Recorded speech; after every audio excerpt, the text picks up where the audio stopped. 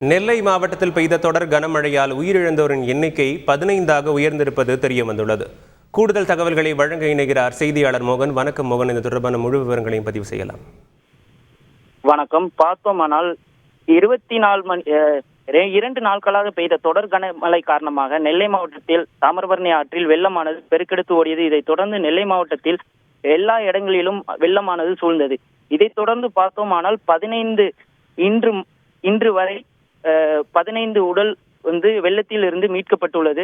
நெல்லை அரசு மருத்துவக் கல்லூரி மருத்துவமனைக்காக கொண்டு வரப்பட்டுள்ளது. இந்த இதில் புளியங்குடியில் இருந்து ஒரு உடல், நெல்லை ஜங்ஷன் பகுதியில் இருந்து 6 உடல்கள் மீட்கப்பட்டுள்ளது. இதைத் தொடர்ந்து டவுனில் இருந்து 2, பேட்டையில் 1, செய்திநல்லூர் ஏரியாவில் இருந்து 1, கெங்கை கொண்டானில் 1, மானூரில் 1, பாப்பாக்குடி பகுதியில் இருந்து 2, ஆக மொத்தம் 15 உடல்கள் வெள்ளத்தில் இருந்து மீட்கப்பட்டுள்ளன. இதைத் தொடர்ந்து இன்று மட்டும் உடல்கூறு ஆய்வு முடிந்து 10 உடல்கள் உறவினர்களிடம் கொடுக்கப்பட்டுள்ளது. இதைத் தொடர்ந்து மானூர் பகுதியில் உள்ள உடல் மட்டும் உடல்கூறு ஆய்வு முடிந்து உள்ளே வைத்திருப்பதாக தகவல் வெளியாகியுள்ளது.